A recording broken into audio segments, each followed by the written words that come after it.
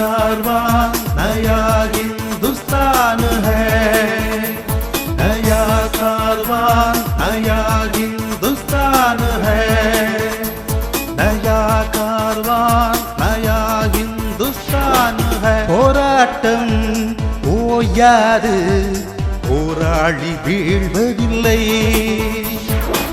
போராட்டம் ஓயாது, போராளி வீழ்வதில்லை। नया कारवां नया हिंदुस्तान है, नया कारवां नया हिंदुस्तान है। மண்மீது பிறந்த மனிதர்கள் சமம் என்று கூறு, மறுப்போருக்கு எதிராக துணிந்து நீ போராடு। ஒதுக்கி உனை வைக்க எவருக்கும் உரிமை கிடையாது, இதை நீ உணராமல் எதுவும் இங்கே நடக்காது। நயா कारवां नया हिंदुस्तान है, नया कारवां नया हिंदुस्तान है, नया कारवां नया हिंदुस्तान है, नया कारवां नया हिंदुस्तान है। पॉपुलर फ्रंट जिंदाबाद। வாழ்வளித்த எல்லாம் வல்ல அல்லாஹ்வின் திருப்பெயரால் ஆரம்பம் செய்கின்றேன். இஸ்லாமிய நற்பணி மன்றம் சார்பாக நடத்தப்படும் இந்த சமூக கருத்தரங்கிற்கு வருகை தந்துள்ள எங்கள் அன்புக்குரிய இஸ்லாமிய சகோதரர்கள் மற்றும் இங்கே உரையாற்ற வந்திருக்கும் சமுதாய ஆர்வலர்கள் அனைவர்கள் மீதும் அல்லாஹ்வின் சாந்தியும் சமாதானமும் நிலவட்டுமாக.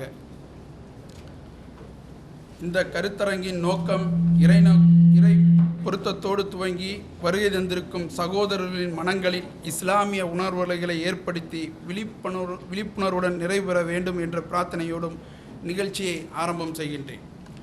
நிகழ்ச்சியின் துவக்கமாக எங்களோடு சமூக பணிகளில் அன்போடும் அரவணைப்போடும் பங்காற்றும் உஸ்தாத் காரி அப்ராருல் ஹக் அவர்களை கிராத் ஓதி துவங்கி வைக்குமாறு பணிவோடு அழைக்கின்றேன். أعوذ بالله من الشيطان الرجيم. بسم الله الرحمن الرحيم.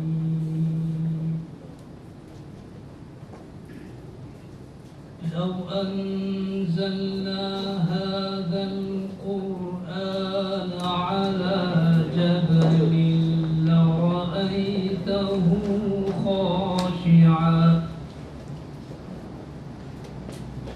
لرأيته خاشعا متصدعا من خشية الله.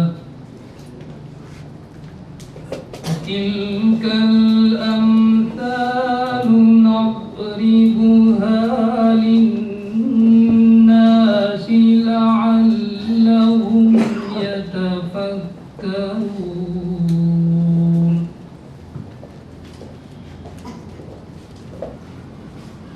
والله الذي لا إله إلا هو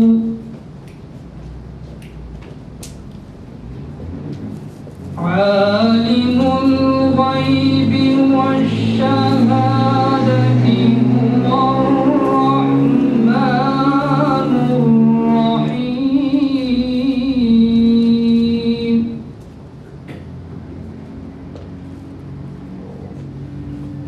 هو الله الذي لا إله إلا هو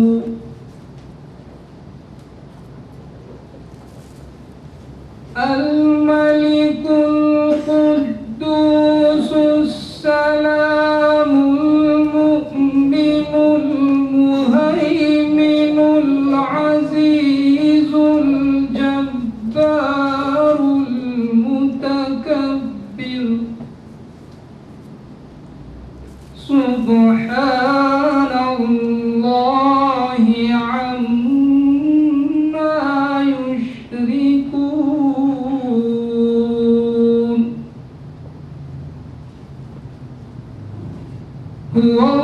الله الخالق البارئ المصور له الأسماء الحسنى يسبح له ما في السماوات والأرض يسبح له ما في السماوات والأرض وهو العزيز الحكيم صدق الله العظيم. ஆர்வத்தோடு சமூக பணியாற்றும் சமூக ஆர்வலர் சகோதரர் முகமது அலி ஜின்னா அவர்கள் வரவேற்புரை நிகழ்த்துவார்கள். இந்த சிறப்பான மாலை பொழுதில் இங்கு கூடியிருக்கும் நம் அனைவர் மீதும் அல்லாஹ்வின் சாந்தியும் சமாதானமும் உண்டாகுவதாக. இந்த சிறப்பான கருத்தரங்கை கிராத் ஓதி துவக்கி வைத்த ஜனாப் முகமது அப்துல் ஹக் அவர்களையும், இந்த நிகழ்ச்சிக்கு தலைமையேற்றுக் கொண்டிருக்கும் ஜனாப் டத்தோ ஹாஜி ஜம்ருல் கான் அவர்களையும், அறிமுகமுறை ஆற்ற இருக்கும் ஜனாப் வேங்கை இப்ராஹிம் அவர்களையும் மற்றும் எழுச்சியுரை ஆற்ற இருக்கும் ஜனாப் தமீம் ஃபைசல் அவர்களையும் மற்றும் முஸ்லிம்களுக்கு சுதந்திரம், நீதி, பாதுகாப்பு முற்றிலுமாக பெற்று தந்திட இந்தியா முழுவதும் செயல்பட்டு கொண்டிருக்கும் பேரியக்கமான popular of front India Tamil Nadu மாநில செயற்குழு உறுப்பினர் சிறப்பு விருந்தினர் ஜனாப் வழக்கறிஞர் ஷாஜான் அவர்களையும், நிறைவுரை ஆற்ற இருக்கும் ஜனாப் அரம் அப்துல் சுபான் அவர்களையும், நன்றி உரை ஆற்ற இருக்கும் ஜனாப் அன்சார் அலி அவர்களையும், தொகுத்து வழங்கி கொண்டிருக்கும் ஜனாப் முகமது கனி அவர்களையும் மற்றும் இந்த கருத்தரங்கை சிறப்ப வைத்திருக்கும் சமுதாய சொந்தங்கள் உங்கள் அனைவரையும் வருக வருக என வரவேற்று மனமாற வாழ்த்தி அமர்கிறேன். ஆகிர் தவானா அல்ஹம்துலில்லாஹ். ஜின்னா அவர்களின் சிறப்பான வரவேற்புரையை தொடர்ந்து மலேசிய இந்திய முஸ்லீம் சமூக ஆர்வலர்களை ஊக்குவித்தும் பல இஸ்லாமிய கருத்தரங்குகள் நடத்துவதற்கு உற்சாகமும் உதவியும் செய்து வரும் சமூக சிந்தனையாளர் மற்றும் மலேசியாவின் சிறந்த முன்னணி உணவக தொழிலதிபர் டத்தோ ஹாஜி ஜமருல் கான் அவர்களை தலைமையுரை ஆற்றி தருமாறு பணிவன்போடு அழைக்கின்றேன்.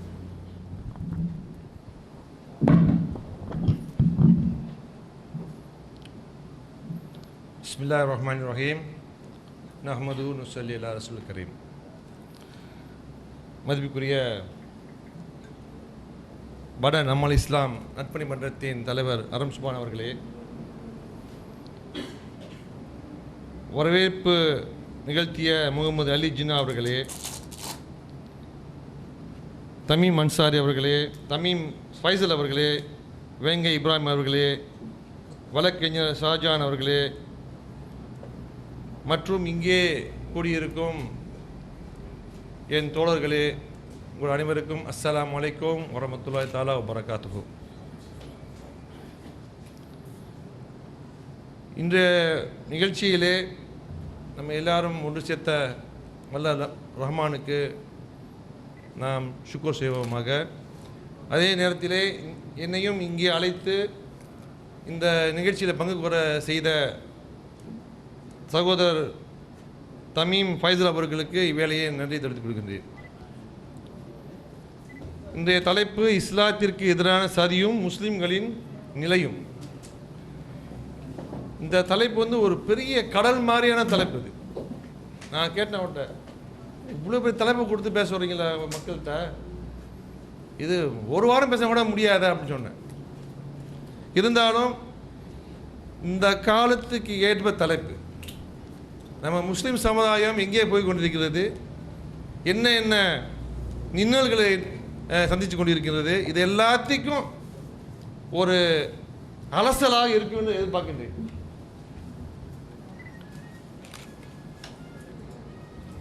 உலக முஸ்லீம் ஜனத்தொகையிலே நமது முஸ்லீமுடைய ஜனத்தொகை 2.04 பில்லியன் உலக ஜனத்தொகையில், அதாவது 1/3 முஸ்லீம்கள் உலகத்தில் வாழ்கிறாங்க. இதில் ஆட்சி ஒன்றும் இல்லை. ஆனால் இதில் என்ன ஒரு பிரச்சனை வருதுன்னாக்கா, மற்றவர்களுக்கு இதன் ஜனத்தொகை ஆண்டுக்கு ஆண்டு 1.84 விழுக்காடு அதிகரித்து கொண்டே இருக்கிறது. அங்கே தான் மற்றவர்களுக்கு இது பயத்தை உண்டாகிறது. இந்த நிலையிலே அமெரிக்காவிலும் ஐரோப்பாவிலும் ஃபாஸ்டஸ்ட் க்ரோயிங் ரிலிஜன் அப்படின்னு சொல்லுவாங்க. அதாவது மிக வேகமாக பரவி கொண்டிருக்கும் தீ என்னவென்றால் இஸ்லாம். அந்த தீக்கு பயந்து தான் இவ்வளவு நடந்துட்டு இருக்கு. இது காட்டு தீயாக வரக்கூடாது அப்படின்ட்டு பல அணைகள் போடப்படுகிறது. அதன் வழி தான் இஸ்லாத்துக்கு மேலே ஒரு பெரிய ஒரு குற்றச்சாட்டு, ஒரு கருப்பு சாயத்தை வைத்து மக்கள் அதை பக்கம் ஈர்க்கக்கூடாது என்ற ஒரே ஒரு நோக்கத்தில் தான், அதாவது மேற்கத்திய நாடுகள் செய்து கொண்டிருக்கிறது. அதிலும் இப்போ சமீப காலத்தில் நிறைய, அதாவது முக்கியமான ஒரு சில மக்களுக்கு இஸ்லாத்தை தள்ளி கொண்டே வருகிறார்கள். இதுவும் அவங்களுக்கு ஒரு பெரிய பேரடியாக இருக்குது. அதாவது பிரபலமானவங்க நிறைய பேர் இஸ்லாத்தை தள்ளிட்டு வராங்க. இதை தடுப்பது எதுக்கு, எப்படி அப்படின்னு பார்த்தாக்கா இஸ்லாத்து மேலே ஒரு பழியை சுமத்தணும், பல குற்றச்சாட்டு. முதன்மையாக சொல்கிறது டெரரிசம், பயங்கரவாதத்தை திரிச்சிட்டாங்க. இஸ்லாம் என்றால் பயங்கரவாதி, அது முத்திரை குத்திட்டாங்க எல்லாத்துக்கும்.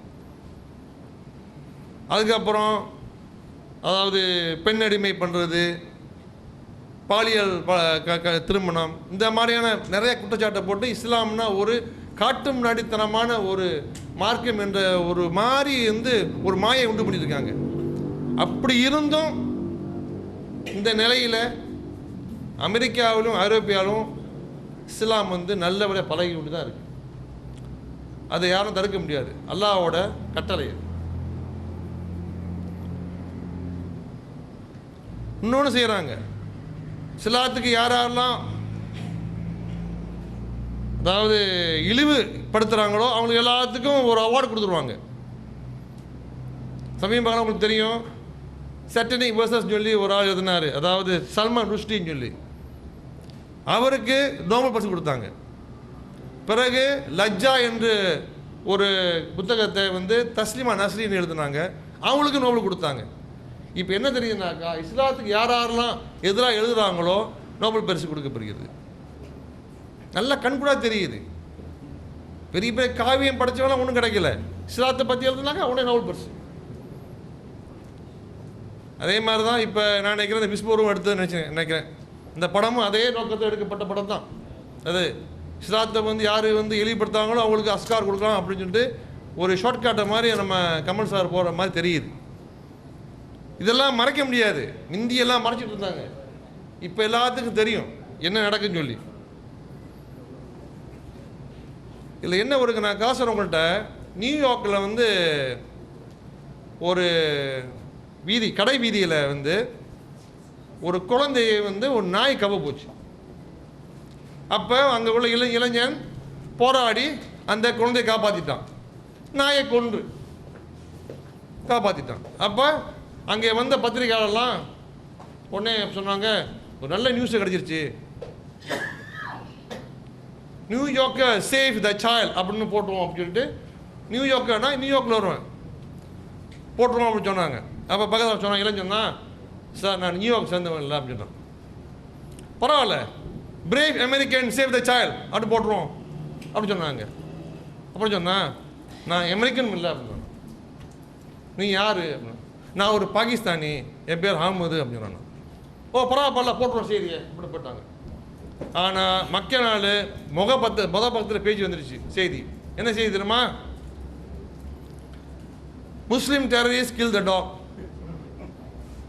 அதான் செய்தி.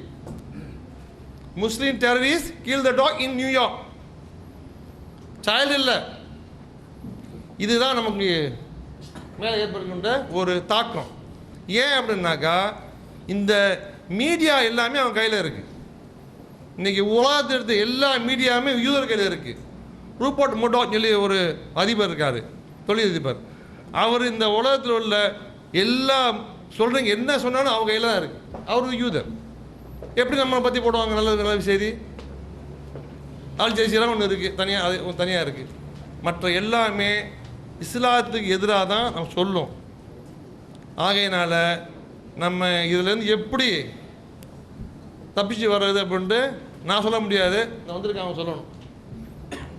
நான் சொன்ன மாதிரி இது பெரிய சப்ஜெக்ட். அதே சமயத்தில் நம்ம வந்து மலேசியாவில் பார்த்தோம்னாக்கா, மலேசியாவில் வந்து ஒரு சரித்திரத்தை பார்த்தோம்னாக்கா இந்திய முஸ்லீம் சரித்திரம் ஒரு பழமையாக வந்தது. 1400 வந்தவங்க பெரிய வியாபாரியாக வந்தாங்க, தொழில் செஞ்சாங்க. மலாக்கா சுல்தானேட்டில் அரசவையில் இடம் பெற்றிருக்காங்க. அரசவையில் இடம் பெற்று துன் அலி, துன் பேரா என்ற போன்றவர்களாம் இந்திய முஸ்லீம் சமுதாயத்தில் சொல்கிறாங்க.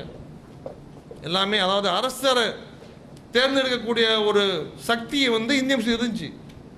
அந்த அளவுக்கு இருந்தவங்க காலப்போக்கில் என்னன்னாக்கா எல்லாம் மலாய்க்கெல்லாம் மாறிட்டாங்க. அவங்க எல்லாம் மலாய்க்காரதுக்கு திரும்ப பண்ணி மலாய்க்கு ஆகிட்டாங்க. பிறகு அப்புறம் நம்ம மாதிரியாலாம் வந்தோம், வந்து சிரமப்பட்டு தொழில் புரிஞ்சோம். என்ன நம்மளோட கல்வி அறிவு பத்தாதனால நம்மளோட தொழிலை வந்து அவங்க வச்சுக்க முடியல. அது 50, 60 நான் பார்த்தீங்கன்னாக்கா இந்த கோலம்புரையில் நம்ம கையில் இருந்துச்சு. இந்த கடை வீதி பூரா முஸ்லீம்கள், இந்த ஃபார்மசிஸ் கடைஞ்சரு, டெக்ஸ்டைல் பிசினரு, எல்லா வியாபாரம் நம்ம கையில் இருந்துச்சு. இன்றைக்கி எல்லாம் அவங்க கைவிட்டு போச்சு. ஏன் போச்சு அப்படின்னாக்கா நம்மளோட அந்த மார்க்க பற்றும் இல்லை, சமுதாய பற்றும் இல்லை, நம்ம அடுத்து திட்டங்கள் போடுறதில்லை. ஆகையினால நம்ம சமுதாயம் ஏன் அப்படி போன்னு நம்ம பின்தூக்கி பார்த்தோம்னாக்கா முக்கியமாக கல்வியும் நம்மளோட மார்க்கமும் ரொம்ப குறைவாக இருந்துச்சு அப்போ அந்த காலத்தில். ஆனால் போக போக போக நம்ம மக்கள் வந்து இதில் சிறப்பாக வந்துட்டு இருக்காங்க. இப்போ நல்லா இப்போ தொழிலில் போடுறாங்க, செய்கிறாங்க, வைக்கிறாங்க. இதை நம்ம தக்க வைக்கணும்னாக்கா முக்கியமாக பிள்ளைகளுக்கு நம்ம தாய்மொழியை சொல்லிக் கொடுக்கணும். தாய்மொழி இருந்தால் தான் நம்ம சமுதாயம் இருப்பான். தாய்மொழியை விட்டுவிட்டு நம்ம வீட்டில் மலாயோ ஆங்கிலம் பேசியிருந்தோம்னாக்கா அவன் நம்ம அடுத்த ஜெனரேஷன் நம்ம சமுதாயம் இருக்க மாட்டான். நிறைய குடும்பம் நம்ம பார்க்குறோம். நம்ம நல்லா வருவாங்க, நாங்கள்லாம் மலாய்க்கெல்லாம் சொல்லிடுவாங்க. ஏன்னா பெரிய ஒரு லெவலில் வந்துடுவாங்க, பிள்ளைங்களாம் பர்சாயிரும். மகன் ஒரு மலாய்க்க கல்யாணம் பண்ணி போயிடுவான். கடைசியில் மகளுக்கு மாப்பிள்ளை கிடைக்காது. ஏன்னாக்கா மகளுக்கு அவங்க இந்திய முஸ்லீம் வேணும்னு நிற்பாங்க. ஆனால் அந்த மகள் இந்திய முஸ்லீம் இருக்காது. நிறையா இந்த மாதிரி குமுறல் அப்படியே தங்கி போயிருக்கு. இப்போ வருத்தப்படுறாங்க. ஆகையில் நம்ம சமுதாயம் முன்னேறணும்னாக்கா நம்மளோட மொழி, கலாச்சாரம், மார்க்கம் இது ரொம்ப முக்கியம். இல்லாட்டா நம்ம சமுதாயம் அடையாளம் போயிடும். நம்ம சமுதாயம் உண்மையிலே மலேசியா பொறுத்த வரைக்கும் ஒரு ஃபைட்டர் சமுதாயம். ஆரம்பத்தில் எல்லாமே வேலை தான் பார்த்தோம், ஒரு சின்ன சின்ன வேலை பார்த்தாங்க. பிறகு என்ன பண்ணாங்க, ரைட் ஐசிக்கெலாம் வேலை இல்லை, பர்மிட் வேணும்ட்டாங்க. அவங்க சும்மா போட்டு போகல, உடனே என்ன பண்ணாங்க, பக்கத்தில் சின்ன ஒரு ஸ்டோலை போட்டாங்க. வேலை இல்லை, என்ன பண்ணுவாங்க, ஸ்டோலை போட்டாங்க. சம்பளம் 40-50 வாங்கினவங்க 400 சம்பாதிக்க ஆரம்பிச்சாங்க வியாபாரத்தில். சரி அதுவும் பண்ண விட மாட்டாங்க. ஒரு காலத்தில் வந்தவொடனே அதாவது ரைட் ஐசி உள்ளவங்கலாம் ஸ்டால் யாரும் பண்ணக்கூடாது, லைசன்ஸ் கொடுக்க மாட்டோம் சொன்னாங்க. உடலை பக்கத்தில் ரெஸ்டாரண்ட் பிடிச்சாங்க. 400 சம்பாதிச்சு 4000 சம்பாதிச்சு ஆரம்பிச்சிட்டாங்க. ஸோ ஒவ்வொரு தடையும் தாண்டி அவங்க படிக்கல்ல கட்டிட்டு போட்டு தான் வந்திருக்காங்க அந்த மனுஷனை பொறுத்த வரைக்குமே. அந்த மாதிரி பல பேர் பார்த்துட்டு இருக்கேன் நான். அதாவது தடை வரும்போது அதையே சாதகம் பயன்படுத்தி முன்னேறி இருக்காங்க. இந்த ஒரு வளமான நாட்டில் நம்ம வாழ்றதுக்கு கொடுத்து வச்சுருக்கணும். உண்மையில் சுக்கர் அல்ஹம்துலில்லாஹ் பண்ணணும், சுக்கர். ஆனால் அதே சமயத்தில் நம்ம சமுதாயத்தை மறக்கக்கூடாது. பேச வந்திருக்காங்க பல விஷயத்தை பேசுகிறதுக்கு. ஆக நான் என் நேரத்தை ரொம்ப எடுக்க விரும்பலை. ஒரே ஒரு கருத்து சொல்ல வரேன். அதாவது நம்ம சமுதாயத்தில் பல இயக்கம் நிறையா இருக்குது. நீ தனிப்பட்டு ஒன்றும் நீங்கள் சாதிச்சிட முடியாது. தனிப்பட்டு நான் இந்த நிமிஷம் உட்காந்துருந்த வீட்டில் ஒன்றுமே செய்ய முடியாது. ஏதாவது இயக்கத்தை சேர்ந்து ஏதாவது நமக்குள்ள ஒரு காரியம் செஞ்சாலும் ஒழிய நம்ம சமுதாயத்தை உயர்த்த முடியாது. ஆகையால் அப்போ தான் நம்ம ஒரு இந்திய முஸ்லீம் இருக்கிறோம் அப்படின்னு ஒரு பெருமையில் இருக்க முடியும். ஒரு 10 வருஷத்தில் இந்த நாட்டில் இந்திய சமுதாயம் தலை நிமிர்ந்து நடத்தணும்னு ஒரு எண்ணத்தோட அந்த ஒரு குறிக்கோட சொல்லி என்னோட சிற்றுரையை முடித்துக் கொள்கிறேன். வபில்லாஹி தௌஃபீக் வல் ஹிதாயா. அஸ்ஸலாமு அலைக்கும் வரஹ்மத்துல்லாஹி தஆலா வ பரகாத்துஹு. குறைவான நேரத்தில் வலிமை நிறைந்த கருத்துக்களை எடுத்துரைத்த ரத்தோ அவர்களுக்கு நன்றி. அயராது சமூக தொண்டு ஆட்டி கொண்டிருக்கும் அன்புக்குரிய அண்ணன் வேங்கை இப்ராஹிம் அவர்களை அறிமுக உரை ஆற்றுமாறு அன்போடு அழைக்கின்றேன். அருளாளனும் நிகரற்ற அன்புடையவனுமாகிய எல்லாம் வல்ல ஏக இறைவனை போற்றி புகழ்ந்தவனாக உலக முஸ்லிம்களின் உட்பட்ட ஒரே தலைவர் எம்பெருமானார் நபிகள் நாயகம் ஸல்லல்லாஹு அலைஹி வஸல்லம் அவர்கள் மீது சலாத்தினையும் சலவாத்தினையும் சொல்லியவனாக எனது இந்த எளிய உரையினை ஆரம்பம் செய்கிறேன். இஸ்லாமிய நற்பணி மன்றத்தின் சார்பாக நடைபெற்று கொண்டிருக்கக்கூடிய இஸ்லாத்திற்கு எதிரான சதியும் முஸ்லிம்களின் நிலையும் என்கிற இந்த சிறப்பு வாய்ந்த கருத்தரங்கத்தினுடைய தலைவர் என் அன்பிற்கும் நேசத்திற்கும் உரிய அண்ணன் டத்தோ ஹாஜி ஜமருல் கான் அவர்களே, இறைவசனம் போதி அமர்ந்திருக்கக்கூடிய கண்ணியத்திற்குரிய உஸ்தாத் காரி முகமது அப்ராலுல் ஹக் அவர்களே, வரவேற்புரை நிகழ்த்தி அமர்ந்திருக்கக்கூடிய சகோதரர் முகமது அலி ஜின்னா அவர்களே, எனக்கு பின்னால் இங்கு எழுச்சியுரையாற்றவிருக்கக்கூடிய சகோதரர் தமீம் ஃபைசல் அவர்களே, சிறப்புரையாற்ற வருகை தந்திருக்கக்கூடிய பாப்புலர் ஃப்ரண்ட் ஆஃப் இந்தியாவினுடைய தமிழ்நாடு மாநில செயற்குழு உறுப்பினர் அருமைக்குரிய சகோதரர் வழக்கறிஞர் ஷாஜஹான் அவர்களே, நிறைவுரையாற்றி இந்த நிகழ்ச்சியினை சிறப்புற நிறைவு செய்யவிருக்கக்கூடிய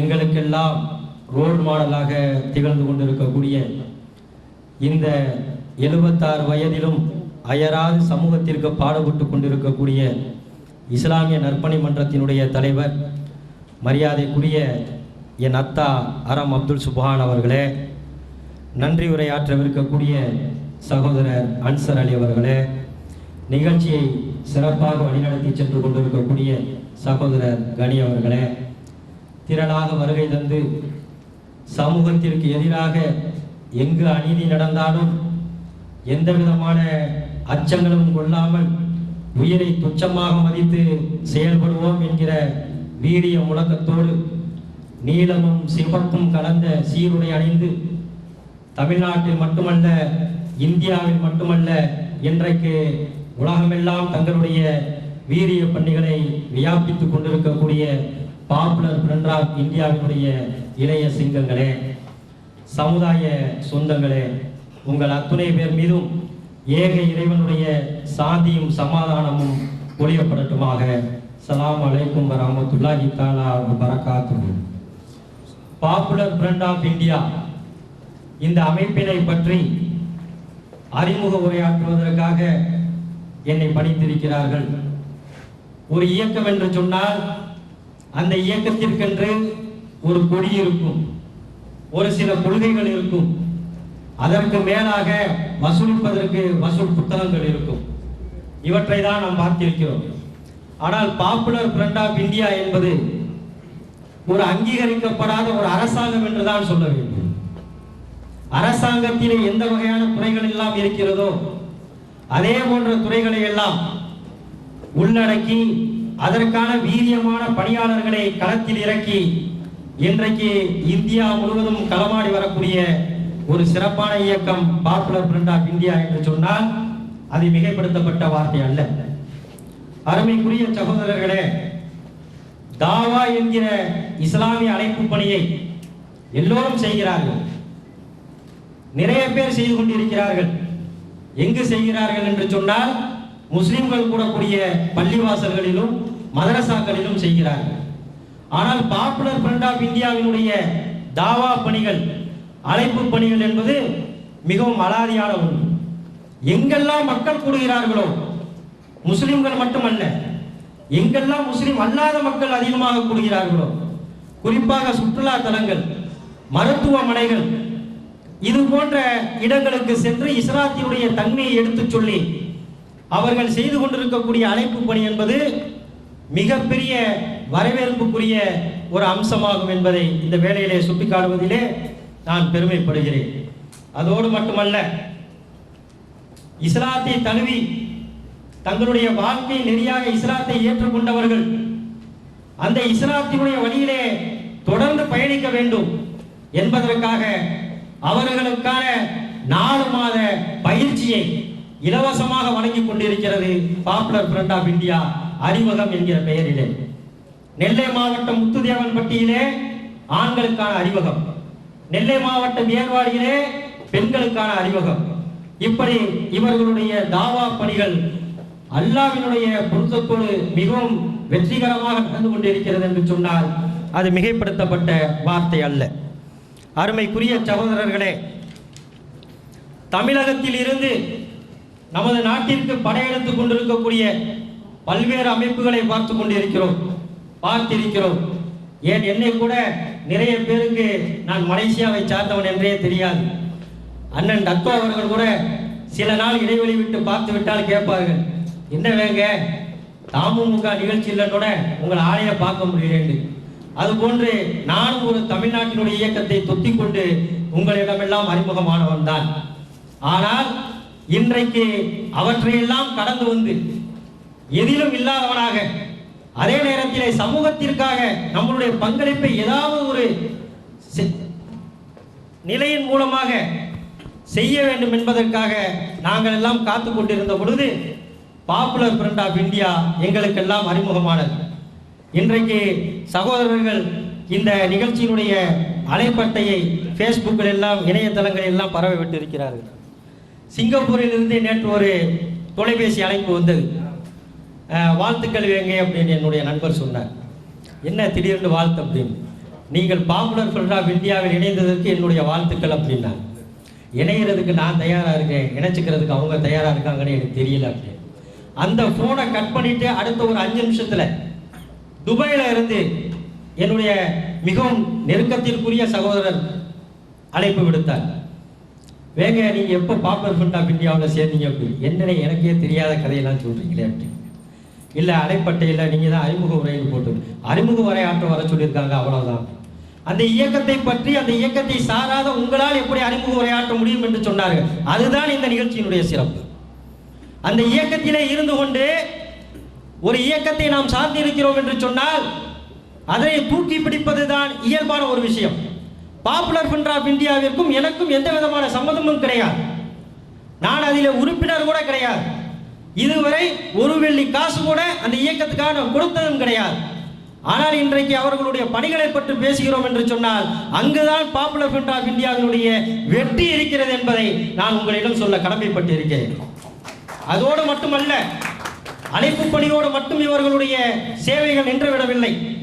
ஒரு சமூகம் எழுச்சி பெற வேண்டும் என்று சொன்னால் அந்த சமூகம் கல்வி தரத்திலே உயர்வடைய வேண்டும். அந்த சமூகம் கல்வி தரத்திலே உயர்வடைய வேண்டும் என்று சொன்னால் அந்த கல்வியை கற்பதற்கு எவையெல்லாம் தடையாக இருக்கிறதோ அவையெல்லாம் தகர்த்தெறியப்பட வேண்டும். அதற்காக ஒரு திட்டம், ஸ்கூல் சலோ, இப்படி அதற்கான ஒரு திட்டம். அது மட்டுமல்ல, எங்கெல்லாம் இயற்கை பேரிடர்கள் மூலமாக எந்த சமூக மக்கள் பாதிக்கப்பட்டாலும் உடனடியாக களமிறங்கக்கூடிய களப்பணியாளர்களை கொண்டு அதற்காக ஒரு திட்டம்.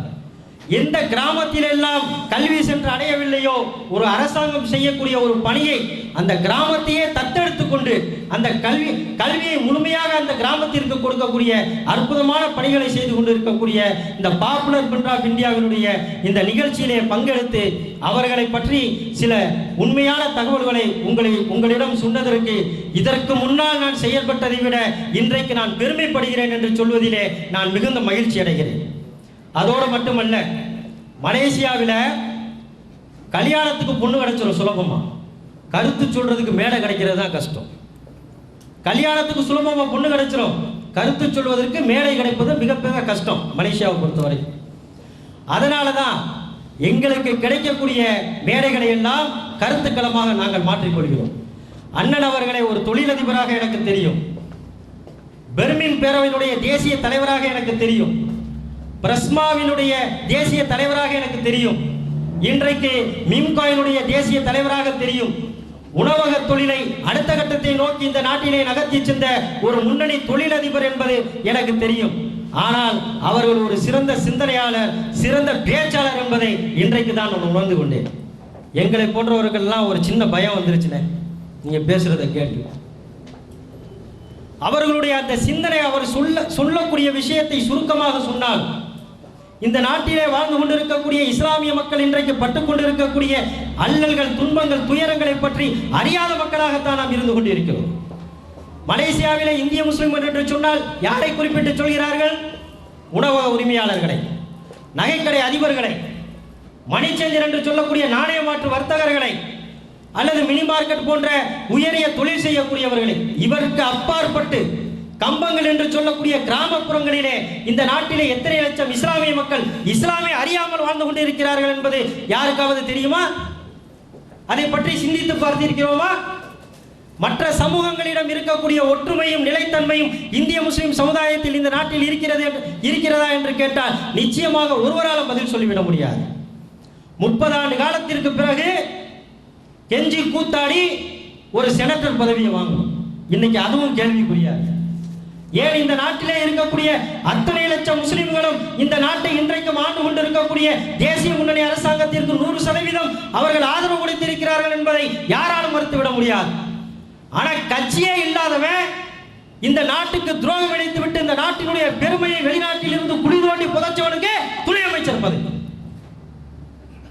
ஆனா ஒவ்வொரு நாளும் ஒவ்வொரு நிமிஷமும் இந்த நாட்டினுடைய அரசாங்கத்திற்கும் ஆட்சியாளர்களுக்கும் விசுவாசமாக இருந்து கொண்டிருக்கக்கூடிய என் சமூக மக்களுக்கு கேவலமா சொல்லணும்னா ஒரு கவுன்சிலர் பதவி கூட கிடையாது.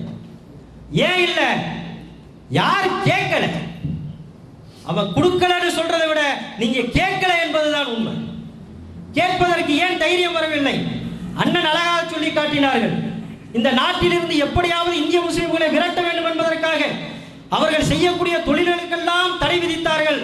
அவற்றையெல்லாம் தகர்த்தெறிந்து ஒவ்வொரு படி முன்னேறி சென்று கொண்டார்கள் இந்திய முஸ்லிம்கள் என்று அழகாக எடுத்து சொன்னார்கள். அந்த நிலைக்கு தள்ளப்பட்டிருக்கக்கூடிய நாம் நம்மளோட கைதிக்கு பின்னாடி ஒளிஞ்சுக்கிட்டு வந்தவன்லாம் இன்னைக்கு இந்த நாடு எனக்கு சொந்தங்கிறான். அவனுக்கு இந்த மலேசிய நாட்டையும் மனுஷனா இப்படித்தான் வாழணும் என்கிற நாகரிகத்தை போதித்த நம்ம இன்னும் எடுப்பார் கைப்பிள்ளையாக இருக்கிறோமே. இது யாருடைய தவறு? அரசியல் கட்சிகள் வைத்துக் கொண்டிருக்கிறார்கள். இங்கே அமைப்புகள் நிறைய இருக்கிறது. இந்திய முஸ்லிம்களுடைய எண்ணிக்கையை கணக்கிட்டு இந்த நாட்டில் இருக்கக்கூடிய இந்திய முஸ்லிம்களை அமைப்புகளையும் கணக்கிட்டு பார்த்தால் அமைப்புகளுடைய எண்ணிக்கை அதிகமாக இருக்கும். ஆனால் மக்களுக்கு என்ன நன்மை நடந்திருக்கிறது? நான் சொன்னனே, கிராமப்புறங்களில் இருக்கக்கூடிய இந்திய முஸ்லிம்களுடைய வாழ்வாதாரம் இன்றைக்கும் கேள்விக்குறியாக இருக்கிறது என்று.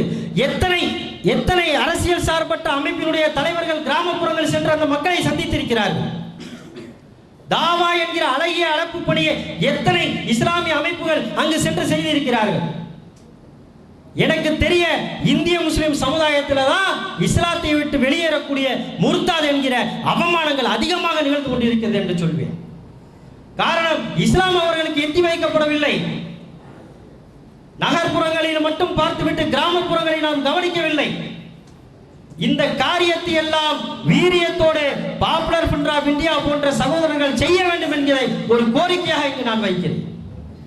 அதற்காக உங்களோடு எல்லாம் ஒத்துழைப்பதற்கு எத்தனை விதமான இன்னல்கள் வந்தாலும், இடர்பாடுகள் வந்தாலும், அவமானங்கள் வந்தாலும், அசிங்கங்கள் வந்தாலும், அடக்குமுறைகள் வந்தாலும், நீதிக்கு புறமான என்ன செயல்கள் நிகழ்வற்றாலும் எங்களை போன்றவர்கள் உங்களோட கரம் கோர்த்து நிற்போம் என்பதை அல்லாஹ்வை சாட்சியாக வைத்து இந்த மேடையில உறுதியளிக்கிறோம். அருமைக்குரிய சகோதரர்களே, இந்த நாடு மற்ற சமூக மக்களுக்கு எப்படி சொந்தமானதோ அதை விட ஒரு மடங்கு அதிகமான சொந்தத்திற்குரியது நமக்கு என்பதை மறந்து விடாதீர்கள். அண்ணன் அவர்கள் இன்றைக்கு தொழில்துறையிலே எங்களை போன்றவர்களுக்கெல்லாம் முன்னோடியாக விளங்கிக் கொண்டிருக்கிறார்கள். ஆனால் மிகப்பெரிய தொழில் எல்லாம் செய்து கொண்டிருக்கக்கூடிய இந்திய முஸ்லிம் சமூகத்தில் தான் இன்றைக்கு ஏழைகளும் வறியவர்களும் வட்டிக்கு வாங்கிவிட்டு அதனை திருப்பி செலுத்த முடியாமல் நாட்டை விட்டே வெளியேறி ஓடக்கூடியவர்களும் அதிகமாக இருக்கிறார்கள். அதற்கு உங்கள் முன்னால் இருக்கக்கூடிய நானும் ஒரு மிகப்பெரிய உதாரணம்.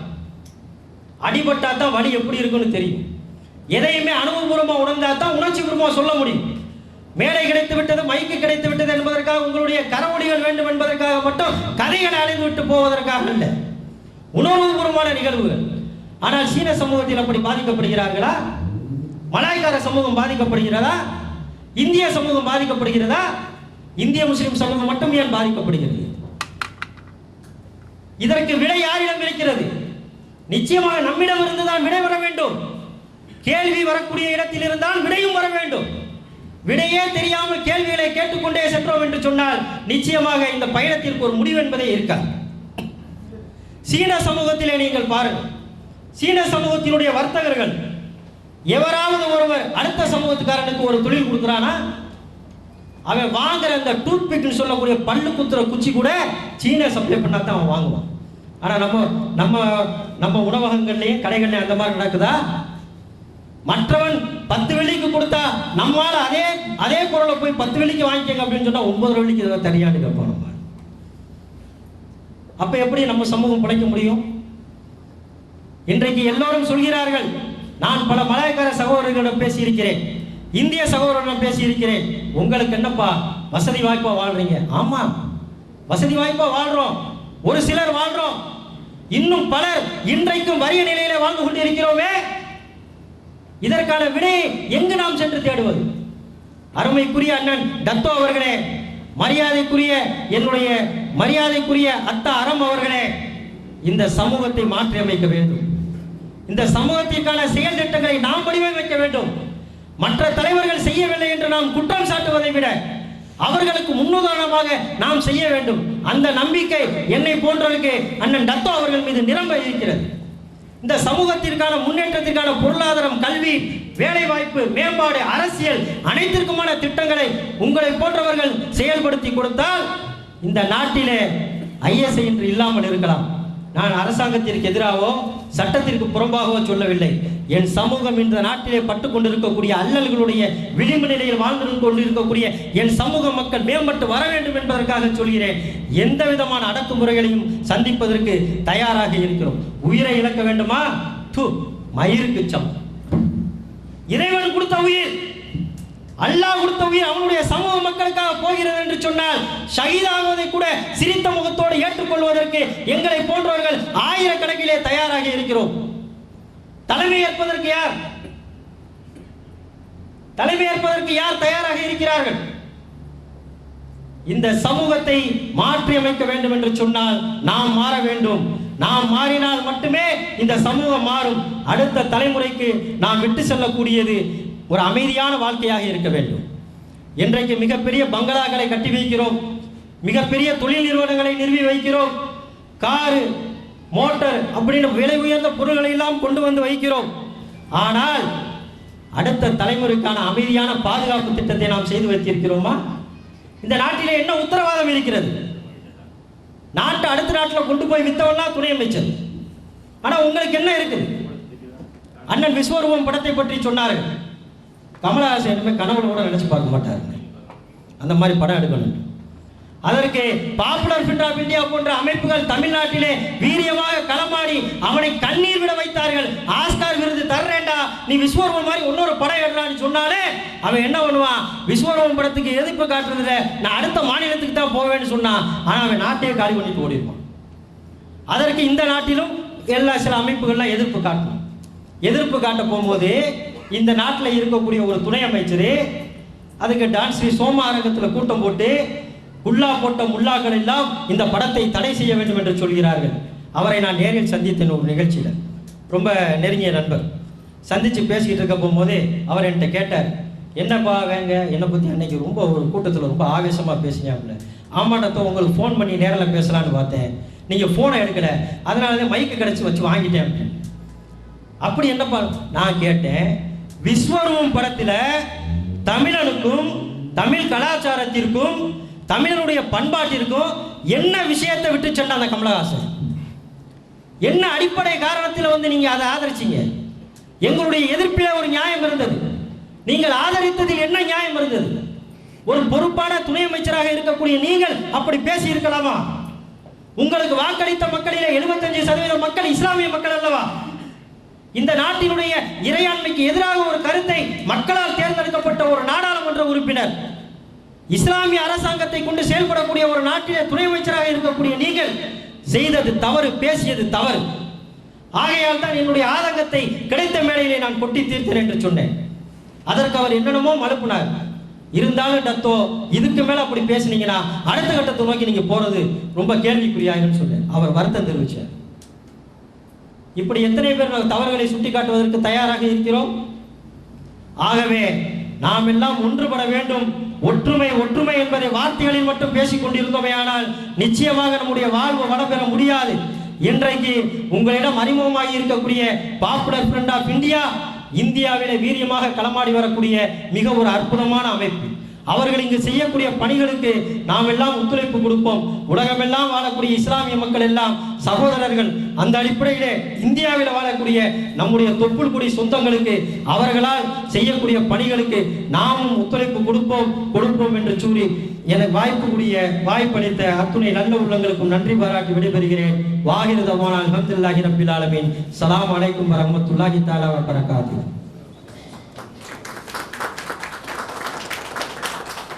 நன்றி அண்ணன். உரையாற்றிய அண்ணன் வேங்கை அவர்களுக்கு நன்றி. அடுத்ததாக இங்கு அமர்ந்திருக்கும் சகோதரர்களின் மனங்களில் இஸ்லாமிய எழுச்சினை ஏற்படுத்தவும் இஸ்லாத்திற்கு எதிராக நடக்கும் சதியை பற்றியும் விரிவாக எடுத்துரைக்க சமூக ஆர்வலர் சகோதரர் தமீம் ஃபைசல் அவர்களை எழுச்சுரை ஆற்ற வருமாறு அழைக்கின்றேன்.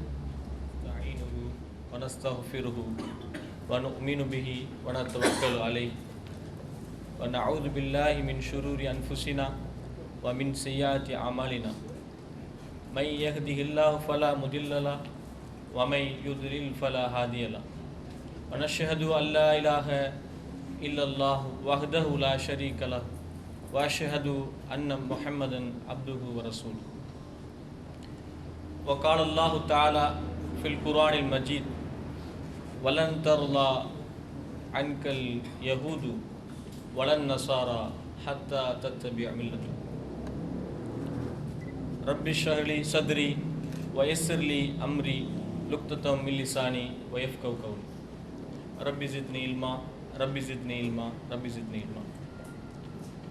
வெற்றியின் நிரந்தர சொந்தக்காரனாகிய வல்லோன் அல்லாஹுவின் சாந்தியும் சமாதானமும் நபிமார்கள், சஹாபாக்கள், ஷுஹதாக்கள், முத்தகீன்கள், மொஹ்சீன்கள் மற்றும் இங்கு குழுமி இருக்கக்கூடிய நம் அனைவர் மீதும் இன்னும் மறுமை நாள் வரும் வரை இவர்களை பின்பற்றும் அனைவர் மீதும் நின்றும் நிலவட்டுமாக என்று பிரார்த்தித்தனாய் என்னுடைய உரையை ஆரம்பிக்கின்றேன். அஸ்ஸலாமு அலைக்கும் வரஹ்மத்துல்லாஹி வபரகாத்துஹு. கண்ணியத்திற்கும் பாசத்திற்கும் உரிய சகோதரர்களே, நாம் இங்கு பேச இருக்கக்கூடிய தலைப்பு, அதாவது இஸ்லாத்திற்கு எதிரான சதி என்பது டத்தோ அவர்கள் சொன்னது போல மிகவும் ஆழமாக பேசப்பட வேண்டிய ரொம்ப முக்கியமானதொரு தலைப்பு. இந்த உரையின் நோக்கம் முஸ்லிம்கள் இஸ்லாம் எதிரான சதிகள் அதனுடைய விளைவுகளை பட்டியலிடுவது மட்டுமல்ல, மாறாக இது குறித்து முஸ்லிம்கள் செயல்பட வேண்டிய அவசியத்தையும் அவசரத்தையும் வலியுறுத்துவதுமாகும். சகோதரர்களே, ஏன் இன்றைக்கு இஸ்லாம் முஸ்லிம்கள் தாக்கப்படுகிறார்கள்? ஏன் முஸ்லிம்கள் ஆல்வேஸ் டார்கெட்? ஏன் முஸ்லிம்கள் எப்பொழுதுமே குறிவைக்கப்படுகிறார்கள்? போன்ற ரொம்ப முக்கியமான விஷயங்கள் இன்றைக்கு நாம் விவாதிக்க இருக்கிறோம். சகோதரர்களே, எப்பொழுதெல்லாம் அசத்தியத்திற்கு எதிராக இந்த சத்திய மார்க்கம் மனித சமூகத்தை நோக்கி சொல்லப்படுகிறதோ அப்பொழுதெல்லாம் இந்த தீனுல் இஸ்லாத்தையும் இந்த தூதுத்துவ செய்தியை கொண்டு வந்த நபிமார்களையும் அழித்தொழிப்பதற்காக எதிரிகள் துடித்துடித்தார்கள் என்பதை குர்ஆன் பல இடங்களில் சொல்லும். பல இடங்களில் குர்ஆன் சொல்வதை நாம் பார்க்கலாம். நாம் மிகுதமாக நம்மில் பெரும்பான்மையான மக்கள் அதிகமாக ஓதக்கூடிய குர்ஆனுடைய இருதயம் என்று போற்றக்கூடிய ஒரு அத்தியாயம். இன்னும் நபி ஸல்லல்லாஹு அலைஹி வஸல்லம் அவர்கள் கூறினார்கள், என்னுடைய உம்மத்திற்கு சிரமம் ஏற்பட்டுவிடும் என்று நான் அஞ்சவில்லை என்று சொன்னால் சூரா யாசீனை மரணம் செய்வதை என் உம்மத்தார் அனைவர் மீதும் நான் கடமையாக்கி இருப்பேன் என்று சொன்னார்களே, அப்படிப்பட்ட ஒரு அத்தியாயம் சகோதரர்களே. அதன் முக்கியத்துவம், அதனுடைய சிறப்பு நிறைய நமக்கு தெரியும் சகோதரர்களே. அந்த அத்தியாயத்தினுடைய 14 to 30 வசனம் வரை சமூது கூட்டத்தாருடைய வரலாறை அல்லாஹ் நமக்கு படிப்பணியாக சொல்லி காட்டுகிறான். இன்றைய சிரியா அன்றைய சமூது கூட்டத்தார் வாழ்ந்த பகுதியாக இருந்தது. சாதிக், சதுக், சனூன் சொல்லக்கூடிய 3 நபிமார்களை அல்லாஹ் அடுத்தடுத்து அனுப்பினான். அல்லாஹ் குர்ஆன் பேசுகிறது, 2 நபிமார்களை நாம் அவர்களுக்கு அனுப்பினோம் அந்த சமூகத்தை நோக்கி, அவர்கள் பொய்யாக்கினார்கள். ஆகவே அவர்களை பலப்படுத்துவதற்காக இன்னும் ஒரு நபியை அவர்களுக்கு அனுப்பினோம். அந்த நபிமார்கள் அந்த சமூகத்தை சத்தியத்தை நோக்கி அழைத்தார்கள். அந்த சமூகம் பதிலளித்தது. குர்ஆன் சொல்கிறது, நீங்கள் பொய்யர்கள், உங்களை நாங்கள் துர்சகனமாகவே கருதுகிறோம். நீங்கள் இந்த வேலையிலிருந்து உங்களை நீங்கள் விலக்கிக் கொள்ளாவிடில் உங்களை நாங்கள் கல்லெறிந்து கொள்வோம். நோவினை தரும் வேதனை எங்களிடமிருந்து உங்களுக்கு இருக்கிறது என்பதை அந்த சமூக மக்கள் சொன்னதாக குர்ஆன் நமக்கு சொல்கிறது. சகோதரர்களே, இன்னும் குர்ஆன் பேசுகிறது, கடைக்கோடியிலிருந்து ஒரு மனிதர் வந்தார். வந்து சொன்னார், ஓ சமூக மக்களே, என்னுடைய சமூக மக்களே, இந்த நபிமார்கள் சொல்வதை, இந்த இறை செய்தியை நீங்கள் ஏற்றுக்கொள்ளுங்கள். இது சத்தியமான செய்தி, உண்மையான இறை தூதர்கள் சொல்லப்படுவது இறை செய்தி. நான் இவர்களை ஏற்றுக்கொள்கிறேன். இவர் ஏற்றுக்கொண்டால் நீங்கள் வெற்றியடைவீர்கள் என்ற கருத்துப்பட அந்த குர்ஆன் வசனம் சொல்கிறது. உடனே அந்த மக்கள் அவரை கொலை செய்தார்கள் என்பதை பார்க்கிறோம். அல்லாஹ் அந்த ஆத்மாவை தன்னுடைய கட்டளையின் அடிப்படையில் சொர்க்கத்தின் நுழைய கட்டளையிட்டான். அந்த ஆத்மா சொர்க்கத்தில் நுழைந்தது.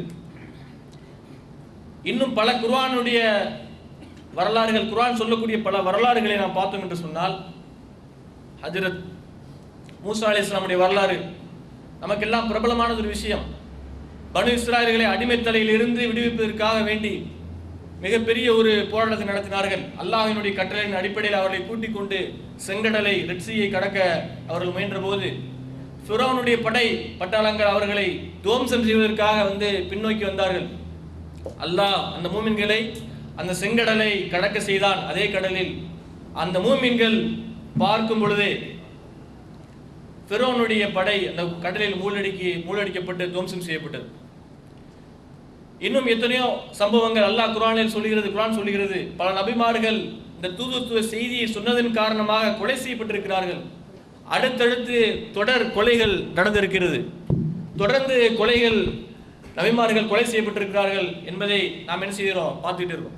எதுக்கு நான் இந்த விஷயத்தை உங்களிடத்தில் நான் பகிர்ந்து கொள்கிறேன் என்று சொன்னால், இஸ்லாத்திற்கு எதிரான சதி என்பது இன்றோ நேற்றோ 10 வருட காலமாகவோ இல்லை 2011 செப்டம்பருக்கு பிறகோ இல்லை ஈரான் ஆப்கான் யுத்தத்திலிருந்து ஆரம்பிக்கப்பட்ட ஒரு விஷயம் அல்ல.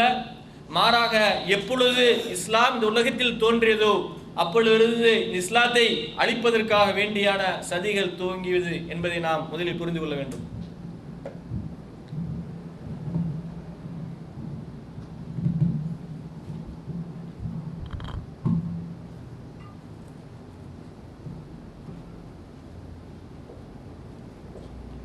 இன்றைக்கு எத்தனையோ நபிமார்களுடைய இவ்வாறு கொலை செய்யப்பட்ட நபிமார்களுடைய கல்லறைகள் பலஸ்தீனில் அடக்கம் செய்யப்பட்டிருக்கிறதாக நாம் செய்திகள் அறிய முடிகிறது. சகோதரர்களே, இன்றைக்கு முஸ்லிம் சமூகத்தில் பலவிதமான பிரச்சனைகள் இருக்கிறது. நாம் பட்டியலிட்டுக் கொண்டே சொல்லலாம்.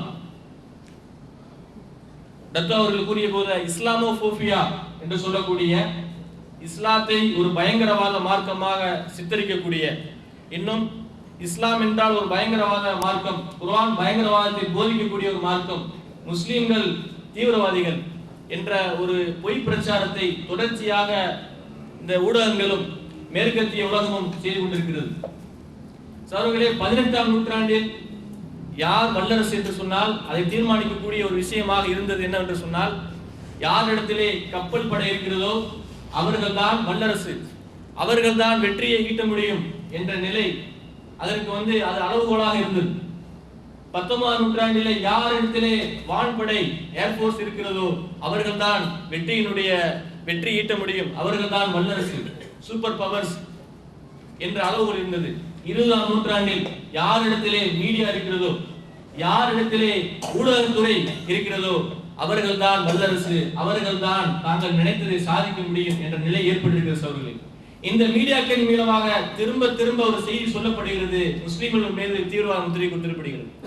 இது ஒரு புறம் இருக்க, முஸ்லிம் உலகத்தில் இன்னும் பல விதமான பிரச்சனைகளை நாம் பார்க்கிறோம். முஸ்லிம் வாழக்கூடிய பகுதிகள் அமைதியின்மை, ஒரு சுதந்திரமான வாழ்க்கையை அவர்களால் வாழ முடியாத ஒரு நிலை ஏற்பட்டிருக்கிறது. பலஸ்தீன், ஆப்கானிஸ்தான், ஈராக் போன்ற நாடுகளை, செச்சனியா, போஸ்னியான்னு சொல்லி பட்டியலிட்டுக் கொண்டே போகலாம்.